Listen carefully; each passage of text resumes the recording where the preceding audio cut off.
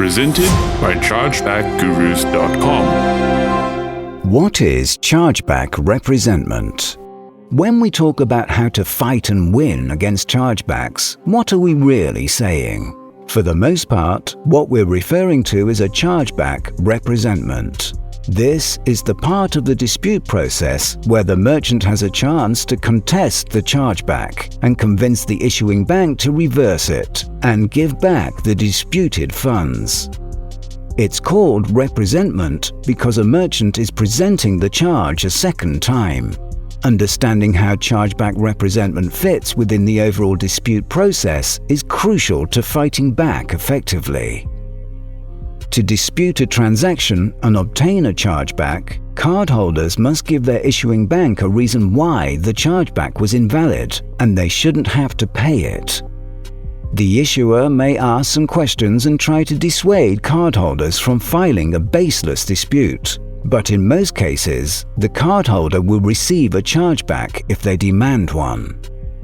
Chargeback representment means that the merchant does not agree with the cardholder's claims and does not want to accept the chargeback. Upon receiving notice of the chargeback, they can submit the transaction again, along with evidence that proves its validity. This evidence is first received by the merchant's acquiring bank, who sends it back upstream to the issuing bank, who makes a decision and notifies the merchant and the cardholder. Representment is the most important phase of the chargeback process for merchants. There are many parties involved in a dispute. It starts with a customer, who raises a complaint with their issuing bank, who contacts the acquiring bank, who notifies the merchant. Chargebacks encompass this entire process that flows from the customer through the banks to the merchant. What happens if I ignore chargeback notifications? Merchants are obligated to respond to all chargeback notifications they receive. They can either accept the chargeback or they can respond by representing the transaction. No response defaults to accepting the chargeback, but some card networks will find merchants who fail to submit any response at all. The purpose of these fines is to motivate merchants to respond quickly, speeding up the process so that the disputed funds aren't tied up in a provisional status for a long time. When a merchant accepts the chargeback, the cardholder keeps the funds and the matter is settled. The merchant loses the disputed amount and the goods the cardholder purchased and has to pay chargeback fees. Their chargeback ratio also goes up, which can affect their terms with their payment processor. The card networks keep pushing for faster, more streamlined dispute phases. Visa, for example, updated its chargeback rules in 2018 and imposed a 30-day time limit for merchants to respond to a dispute with chargeback representment. Keep in mind that representment is not a tug-of-war between the merchant and the cardholder until one of them gives up. The merchant must submit compelling documentary evidence along with the representment, and if either party wishes to contest the matter beyond this point, the dispute process moves into an entirely new phase that ultimately leads to arbitration from the card network. When it comes to representment, are all merchants the same? Merchants have the right to fight their chargebacks, and chargeback representment is the process through which they can do so. Successful representment is based on the evidence the merchant is able to present. The right kind of compelling evidence can vary, depending on what type of merchant is involved in the chargeback case. For our purposes here, there are three types of merchants. 1. Merchants who can offer physical goods for sale.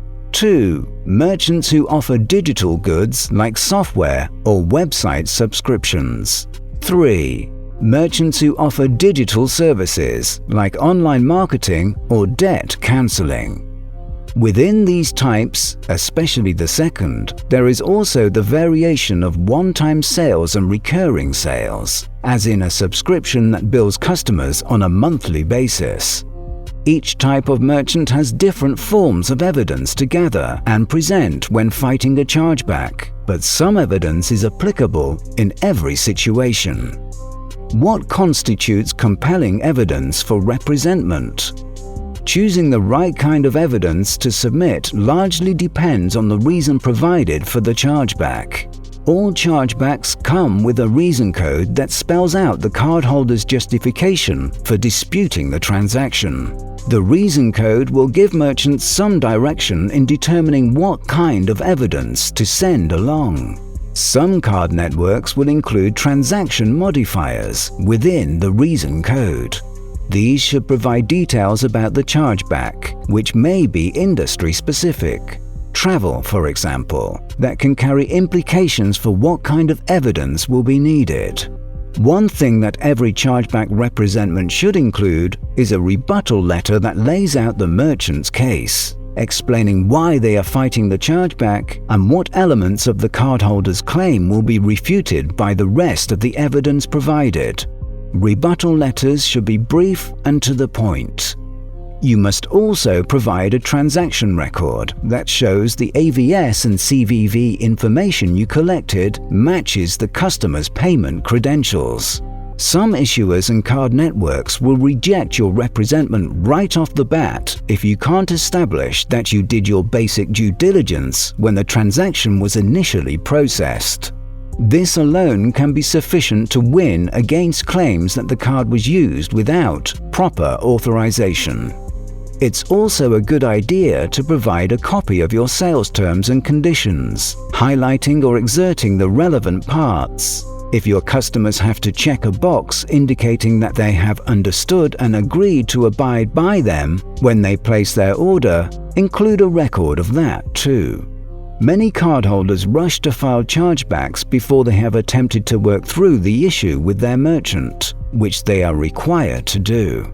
Copies of communications between the merchants and the customer may be relevant as well, if they show that the merchant was in the process of making a good faith effort to resolve whatever problems the customer was having. You also have to provide copies of receipts or invoices, especially if they contain special requests or instructions from the customer that related to the chargeback reason. It can also be helpful to recover the customer's past order history if that exists, to show that the customer previously had no issue with similar or identical purchases. With respect to the 3 merchant types mentioned earlier, here are our specific documentation recommendations. 1. Physical goods merchants should provide an invoice that describes what product was purchased, when and how it was shipped, with tracking information included, any refunds issued, and copies of interactions between the customer and the merchant. 2. Digital goods merchants should provide documentation such as invoices, IP logs, internal data, social media postings, or anything else that proves that the customer made use of the software of subscription they purchased. On chargebacks against a recurring billing, it may be helpful to attach receipts for previous billings that the customer did not dispute, to demonstrate that they accepted these charges in the past. 3. Digital services merchants may have a hard time furnishing proof that digital services like consultations have actually been used by customers who initiate chargebacks. For these merchants, it is important to obtain a written agreement, either physically or electronically signed, before providing services to a customer. Other than that, the best evidence is relevant documentation, such as invoices, social media postings related to the receipt of your services, IP logs, etc. Less common types of chargebacks may require highly specific forms of evidence. For example, if an international customer claims that they were overcharged because an unfavorable exchange rate was used, you may need to provide proof that they agreed to dynamic currency conversion. What are the potential outcomes of chargeback representment? Once the representment reaches the issuing bank, they will review the evidence and make a decision. They will typically notify your payment processor first, and the merchant can find out the outcome from the payment processor's online portal or by emailing or calling them. If the bank decides in favor of the cardholder, they keep their provisional payment for their disputed funds, the merchant is out the funds, products, and fees. If they decide in the merchant's favor and transacted funds are returned to the merchant account, the transacted funds are returned to the merchant's account and the cardholder loses their provisional credit. Either way, this brings the representment phase out of the dispute process to a close. However, representment is not always the end of the story. Customers and banks can pursue the chargeback further by pre-arbitration stage. Your option at this point is to accept arbitration from the card network or provide new evidence. The best way to avoid pre-arbitration is to present the best, most compelling evidence you can in the chargeback representment phase. If you lose your chargeback representment, you can request arbitration yourself. But there's a catch. According to Visa's new rules, whoever loses the case pays the fees for arbitration, which can run as high as $500. Previously, the initiator of the chargeback was responsible for these fees, but no longer. We do not recommend collection agencies for recovering fees. Some of them act abusively, and customers can complain to state and local authorities. Association with abusive collection agencies can hurt your business. Another option, if the chargeback amount is over $500, is to have an attorney represent you. A letter from the attorney can be enough to make some people decline to pursue a weak chargeback case. If a merchant loses the chargeback again after representment, that may be an indicator that they didn't submit the right evidence. It may also mean that they're fighting a chargeback they can't win. Chargebacks that result from fraud or those caused by merchant errors cannot be beaten with truthful, accurate evidence. It's better for merchants to accept chargebacks that they know to be valid and only invest time and effort into fighting friendly fraud chargebacks where the cardholder is being dishonest. What are the options for handling chargeback representment?